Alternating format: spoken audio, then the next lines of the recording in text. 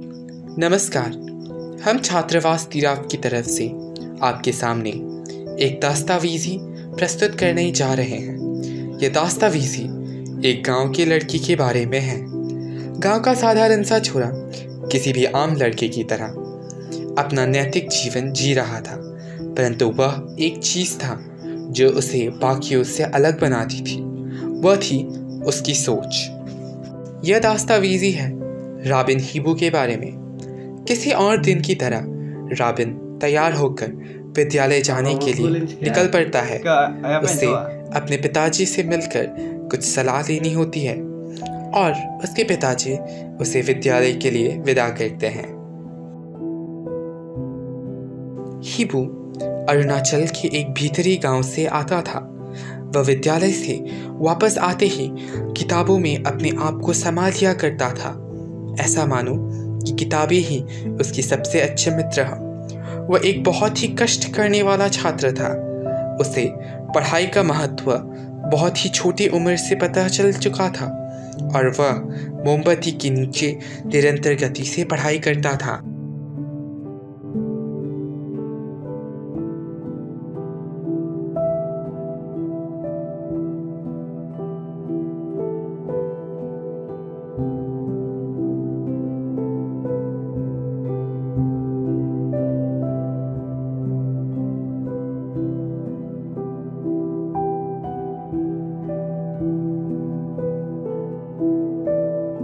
College का पहला दिन जब रॉबिन अपने गांव के माहौल से बाहर निकला, उसे एक अलग दुनिया मिला। वह दुनिया देखकर वो चकित रह गया, मानो उसे ऐसा महसूस हो रहा था कि यहाँ से उसके जीवन का एक नया सफ़र शुरू होने वाला है। कॉलेज में पढ़ाई करते समय उसे हर तरह की संगत मिला, परंतु वह अपने लक्ष्य से नहीं भटका। उसके दोस्तों ने कई बार उसे अपने साथ मस्ती, पार्टी, क्लबिंग करने को कहा था, परंतु वह यह सारी मोह माया की लत में नहीं आया। सारे लड़के घूमने जाते, पर वह हमेशा अपने किताबों में खोया रहता। कभी किसी कक्षा में तो कभी किसी बाग में। वह हमेशा अपने हाथों में किताब लिए रहता।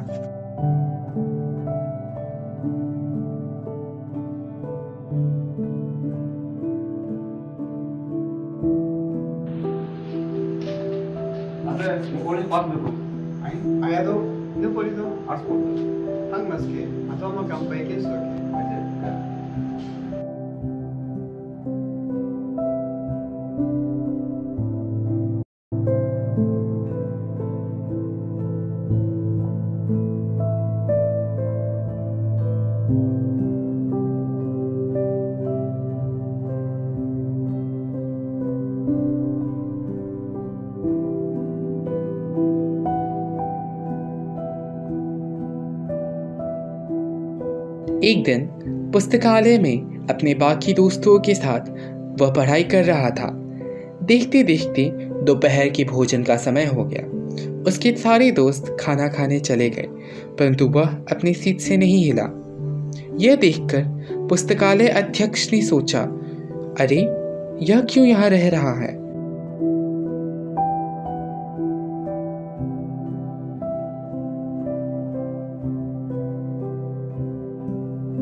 वो उसके पास गया और उससे पूछा, अरे बेटा, अब गए नहीं? मेरे पास पैसे नहीं थे खाने के लिए। कल से आपको यहाँ आने की ज़रूरत नहीं है। आपको जितनी भी बुक्स चाहिए फ्री में हम आपके घर पहुँचा देंगे।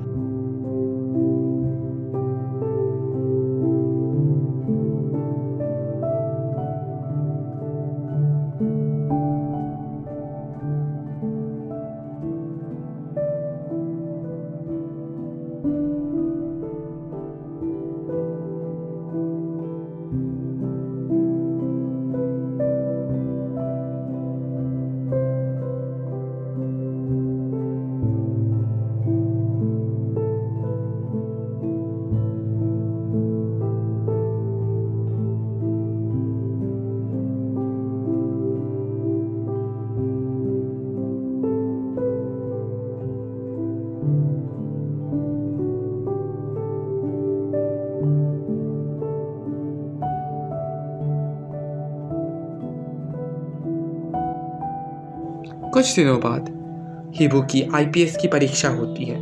वह परीक्षा देकर अपने गांव घर चले जाता है और कुछ ही दिनों बाद उसकी परीक्षा का रिजल्ट भी आ जाता है। वह अव्वल नंबर के साथ अपनी परीक्षा को पास करता है।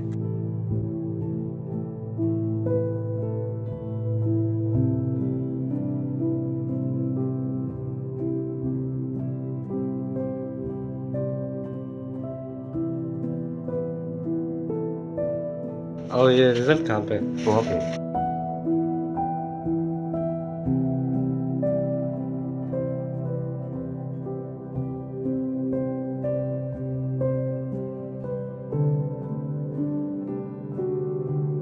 यह खुशखबरी को बताने के लिए वह हाथ में एक चॉकलेट लेकर अपने अध्यक्ष से मिलने पुस्तकालय जाता है।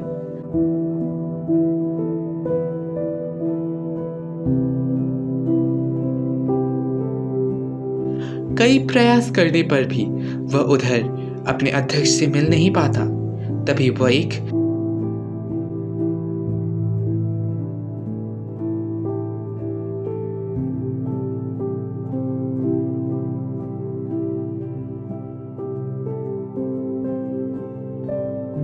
दूसरे पुस्तकालय कर्मचारी से मिलता है। उस कर्मचारी से कुछ पूछताछ करने पर हिबू को पता चलता है कि जिस अध्यक्ष से वो मिलने आया था उनका तो 2 महीने पहले ही देहांत हो गया। यह सुनकर मानो हिबू के पैरों तले जमीन खिसक गई। उसके मन में मानो दुख का झरना बहने लगा।